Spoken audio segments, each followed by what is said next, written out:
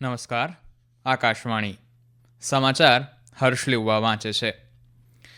સંસદ સંકુલમાં ભાજપના સાંસદ પ્રતાપ સારંગીને ધક્કો મારી પાડી નાખવાનો રાહુલ ગાંધી ઉપર આરોપ. રાહુલ ગાંધીએ પોતાનો બચાવ કર્યો.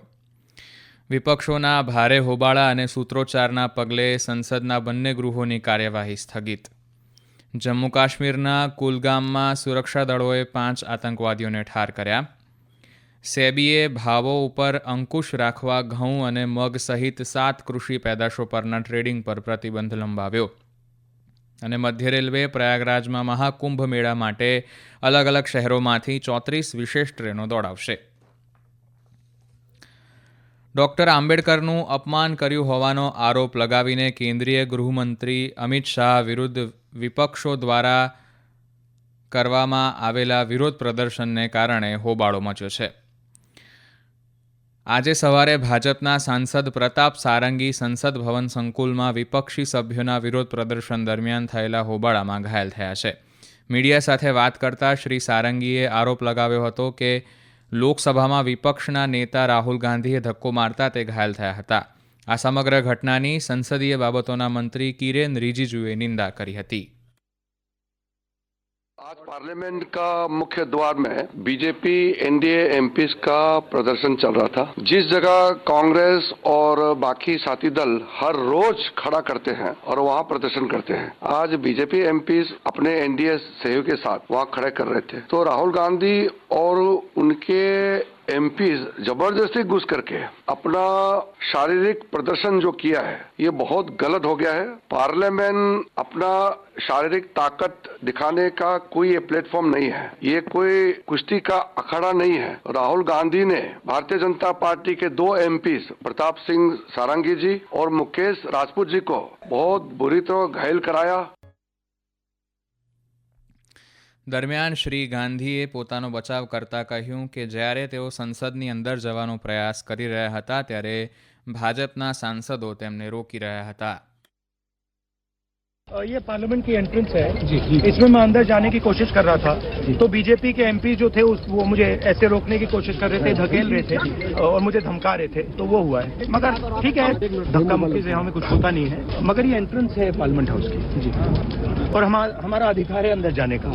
और बीजेपी के जो मेंबर्स हैं वो हमें अंदर जाने से रोक रहे थे. કોંગ્રેસના સાંસદ શશી થરૂરે મીડિયાને જણાવ્યું કે સંસદના પ્રવેશમાં અવરોધ ઊભો કરી રહેલા શાસક પક્ષના સાંસદોએ લોકસભા અધ્યક્ષ દ્વારા જારી કરાયેલા નિર્દેશોનું ઉલ્લંઘન કર્યું છે. તેમણે ઉમેર્યું કે કોઈપણ સભ્યને પ્રવેશ અવરોધિત કરવાની મંજૂરી નથી. ડોક્ટર બી આર આંબેડકર વિશે કેન્દ્રીય ગૃહમંત્રી અમિત શાહની ટિપ્પણીને લઈને વિરોધ પક્ષોના હંગામાને પગલે સંસદના બંને ગૃહોને બપોરે 2 વાગ્યા સુધી સ્થગિત કરવામાં આવ્યા છે. આજે જ્યારે સંસદમાં લોકસભાની કાર્યવાહી શરૂ થઈ ત્યારે કોંગ્રેસ, ડીએમકે અને સમાજવાદી પાર્ટી સહિતના વિરોધ પક્ષોએ ગૃહમંત્રીનો વિરોધ કર્યો હતો. રાજ્યસભામાં પણ આ પ્રમાણેની જ પરિસ્થિતિ જોવા મળી હતી. આજે સવારે રાજ્યસભાની કામગીરી શરૂ થતાં ગૃહમંત્રીની ટિપ્પણી અંગે સાંસદોના વિરોધ સામે રાજ્યસભાના અધ્યક્ષ જગદીપ ધનખડે ગૃહની કામગીરી સ્થગિત કરવાના પ્રસ્તાવને નામંજૂરી આપી હતી. પરંતુ આમ આદમી પાર્ટી, આરજેડી અને કોંગ્રેસ સહિતના નેતાઓએ ગૃહમંત્રી વિરુદ્ધ સૂત્રોચ્ચાર કર્યો હતો, જેથી રાજ્યસભાની કામગીરી પણ આજે બપોરે 2 વાગ્યા સુધી સ્થગિત કરાઈ છે. કેન્દ્રીય ગૃહમંત્રી અમિત શાહ આજે નવી દિલ્હીમાં ઉચ્ચ સ્તરીય સુરક્ષા બેઠકની અધ્યક્ષતા કરશે. આ બેઠકમાં જમ્મુ અને કાશ્મીરની સ્થિતિ પર વિશેષ ભાર મૂકવાની સાથે પ્રાથમિક રીતે જટિલ સુરક્ષા મુદ્દાઓ પર પણ ધ્યાન કેન્દ્રિત કરવામાં આવશે. જમ્મુ અને કાશ્મીરમાં દક્ષિણ કાશ્મીરના કુલગામ જિલ્લામાં ચાલી રહેલી અથડામણમાં 5 આતંકવાદીઓ ઠાર થયા છે. આતંકવાદ વિરોધી ઓપરેશન દરમિયાન આજે સવારે સુરક્ષા દળો અને આતંકવાદીઓ વચ્ચે સામસામે ગોળીબાર થયો હતો. સેનાના પ્રવક્તાએ પુષ્ટિ કરતા કહ્યું હતું કે એન્કાઉન્ટર દરમિયાન 2 સૈનિકો ઘાયલ થયા છે અને તેમને સારવાર માટે ખસેડવામાં આવ્યા છે. અગાઉ આતંકવાદીઓની હાજરી વિશે ચોક્કસ ઇનપુટના આધારે ગઈકાલે રાત્રે આ વિસ્તારમાં કોર્ડન અને સર્ચ ઓપરેશન હાથ ધરાયું હતું. સુરક્ષા સૂત્રોએ જણાવ્યું હતું કે સંયુક્ત દળો કાદર ગામમાં શંકાસ્પદ સ્થળની નજીક પહોંચ્યા ત્યારે છુપાયેલા આતંકવાદીઓએ અંધાધૂંધ ગોળીબાર કર્યો હતો. માર્યા ગયેલા આતંકવાદીઓની ઓળખ કરવામાં આવી રહી છે. આ સમાચાર આપ આકાશવાણી પરથી સાંભળી રહ્યા છો. આ સમાચાર આપ અમારી YouTube channel AIR news Gujarat પર પણ સાંભળી શકશો. વધુ સમાચાર માટે આપ અમારી વેબસાઇટ newsonair.gov.in/gujarati અને અમારા એક્સ હેન્ડલ AIR_news_ABN ને ફોલો કરશો.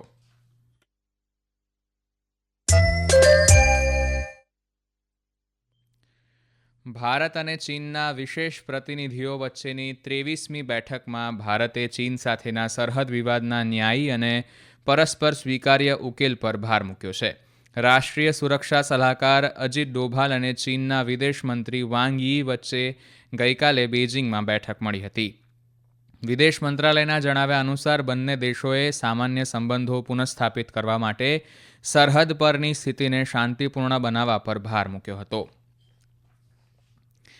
Securities and exchange board of India સેબીએ કિંમતો પર અંકુશ રાખવા માટે ઘઉં અને મગ સહિત 7 કૃષિ પેદાશોમાં ડેરિવેટિવ્સ ટ્રેડિંગ પરનો પ્રતિબંધ જાન્યુઆરી 2025 સુધી લંબાવ્યો છે. આ પ્રતિબંધ બિન બાસમતી ડાંગર, ચણા, પામ તેલ, સરસવના બીજ અને સોયાબીનના ડેરિવેટિવ્સ પર પણ લાગુ થશે. તેનો હેતુ શેર બજારમાં વધુ પડતી અટકળો અને અસ્થિરતાને રોકવાનો છે. મધ્ય રેલવેએ ઉત્તર પ્રદેશના પ્રયાગરાજમાં મહાકુંભ મેળા માટે 34 વિશેષ ટ્રેનો દોડાવવાની જાહેરાત કરી છે.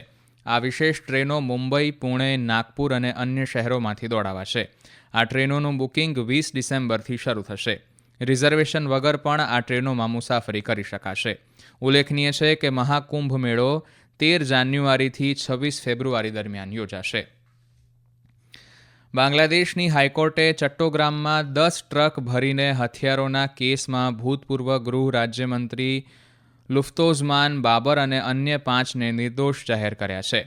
અગાઉ કોર્ટે આ તમામને મૃત્યુદંડની સજા ફટકારી હતી. યુનાઇટેડ ન્યૂઝ ઓફ બાંગ્લાદેશ UNBના અહેવાલ પ્રમાણે કોર્ટે આ કેસમાં 6 દોષિતોની ફાંસીની સજાને ઘટાડીને 10 વર્ષની કેદમાં ફેરવી દીધી છે.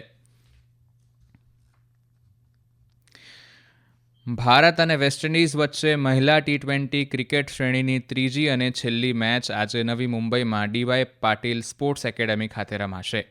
મેચ સાંજે 7 વાગે શરૂ થશે. સિરીઝમાં બંને ટીમો 1-1થી બરાબર છે. ત્રીજી વિશ્વ ટેનિસ લીગ સ્પર્ધા આજથી અબુધાબીમાં શરૂ થશે. આ સ્પર્ધા 22 ડિસેમ્બર સુધી ચાલશે. તેમાં 4 ટીમો ભાગ લઈ રહી છે. અબુધાબીના એતિહાદ એરેનામાં આજથી 22 ડિસેમ્બર દરમિયાન સ્પર્ધાનું આયોજન કરવામાં આવ્યું છે. ત્રીજી વિશ્વ ટેનિસ લીગ સ્પર્ધા ફાઇનલ 22 ડિસેમ્બરે યોજાશે. એશિયન યુવા અને જુનિયર વેઇટલિફ્ટિંગ ચેમ્પિયનશિપ 2024 આજથી કતારના દોહામાં શરૂ થશે. સ્પર્ધાઓ 40 કેટેગરીમાં યોજાશે. 15 ભારતીય વેઇટલિફ્ટર જુનિયર શ્રેણીમાં ભાગ લેશે, જેમાંથી ભારતની માર્ટિના દેવી મૈબામ એશિયન જુનિયર ચેમ્પિયનશિપમાં ભાગ લેશે અને ધનુષ લોગનાથન પુરુષોની સ્પર્ધાઓમાં ભાગ લેશે. હવામાન વિભાગે આગામી 5થી 6 દિવસ દરમિયાન ઉત્તર પશ્ચિમ ભારતના મુખ્ય ભાગોમાં ઠંડીનું મોજું ફરી વળવાની આગાહી કરી છે. આગામી 2થી 3 દિવસ દરમિયાન હિમાચલ પ્રદેશ, પૂર્વ રાજસ્થાન અને પંજાબમાં તીવ્ર ઠંડીનું મોજું ફરી વળે તેવી શક્યતા વ્યક્ત કરી છે. આ સાથે જ જમ્મુ કાશ્મીર, લદ્દાખ, હરિયાણા અને પશ્ચિમ રાજસ્થાનમાં આગામી 2 દિવસ દરમિયાન ઠંડીની લહેર જોવા મળી શકે છે. અંતમાં મુખ્ય સમાચાર ફરી એકવાર.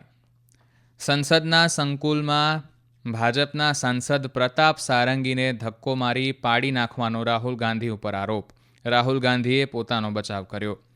વિપક્ષોના ભારે હોબાળા અને સૂત્રોચ્ચારના પગલે સંસદના બંને ગૃહોની કાર્યવાહી સ્થગિત.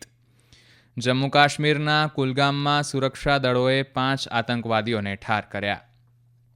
સેબીએ ભાવો ઉપર અંકુશ રાખવા ઘઉં અને મગ સહિત 7 કૃષિ પેદાશો પરના ટ્રેડિંગ પર પ્રતિબંધ લંબાવ્યો અને મધ્ય રેલવે પ્રયાગરાજમાં મહાકુંભ મેળા માટે અલગ અલગ શહેરોમાંથી 34 વિશેષ ટ્રેનો દોડાવશે. આકાશવાણી પરથી સમાચાર પૂરા થયા. નમસ્કાર.